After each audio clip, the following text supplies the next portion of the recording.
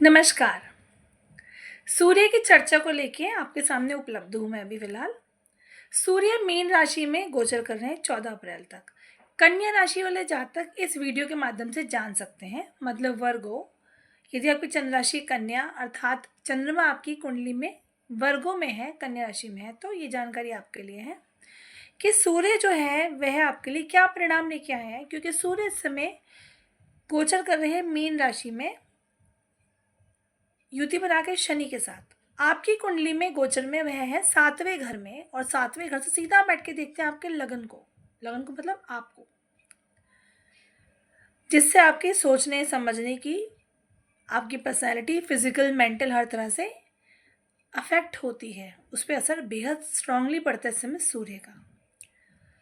7वां घर पार्टनरशिप का भी होता है, तो यदि पार्टनरशिप में आप बिजनेस में काम कर रहे हैं, आपको इसमें बेहद ध्यान रखना है कि आपकी आपस में ईगो ना टकराए, प्लस खामखा आपस में लड़ाई में ना उलझे आप, क्योंकि इस समय विचार मतभेद जबरदस्त होने वाले हैं, आपस में टकराहट होने वाली है, बहसबाजी में बात बदलने वाली है। तो इसलिए ये सब चीज़ें नकारात्मक सिचुएशन पैदा करती हैं। आपको बहुत सहजता के साथ, समझदारी के साथ इस सिचुएशन को हैंडल करने का ज़रूरत है 14 अप्रैल तक, क्योंकि सूर्य 7वें घर में है शनि के साथ। वैसे शनि के साथ जब युति बनती है तो संघर्षपूर्ण स्थिति उत्पन्न होती है, तो इस समय आपके 7वें घर में बन रही है। पति पत्नी में भी आपस में टकराहट हो सकती है, यदि ऑलरेडी सिचुएशन खराब चल रही है, मतभेद चल रहे हैं, तो वो बढ़ सकते हैं।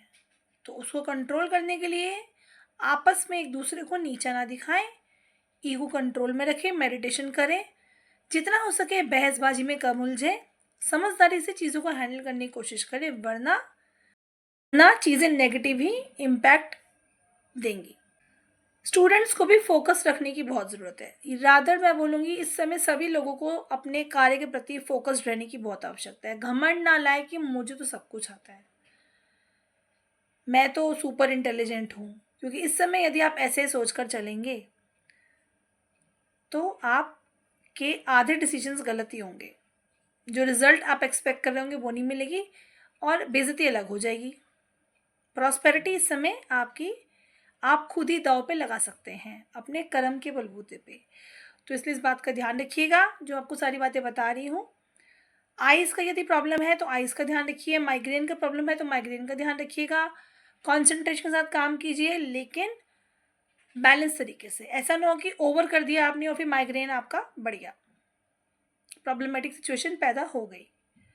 फीवर, इन बातों का भी ध्यान रखिएगा। क्रोध इस समय दिमाग पे हावी नहीं होना चाहिए, बिल्कुल भी नहीं होना चाहिए, क्योंकि डिसीजन गलत हो सकते हैं। और जैसे कि मैंने बताया, स्टूडेंट्स इस समय ओवर कॉन्फिडेंट ना हो, थोड़ा एक कदम पीछे लेके डर के चलेंगे तो सही रहेगा। इसका मतलब ये नहीं कि हम कॉन्फिडेंट नहीं हैं, इसका मतलब ये है कि हम ओवर कॉन्फिडेंट नहीं हैं। कहने का तात्पर्य ये है, थोड़ा हम डर के चलते हैं तो हम ज़रा सजग रहते हैं, सावधान रहते हैं। हम जहाँ ओवर कॉन्फिडेंट हो जाते हैं वहीं पे हम अपनी बात खराब कर देते हैं। इस समय तो योग इस तरह से बन रहे हैं, तो बेहद ध्यान रखिएगा कृपा करके। उपाय के तौर पर बोलूँगी, पिता का सम्मान करें, अपने बड़े बुजुर्गों का सम्मान करें, झूठ बोलने से बचें, क्रोध को नियंत्रण रखने की बहुत कोशिश कीजिए, मेडिटेशन कीजिए, सूर्य को जल अर्पित कीजिए, सूर्य के मंत्र का जाप कीजिए, इससे भी आपको बेहद राहत मिलेगी। ओम सूर्याय नमः, ये मंत्र का जाप करते हुए आप जाप भी कर सकते हैं, और इसको जाप करते हुए सूर्य को जल भी अर्पित कर सकते हैं।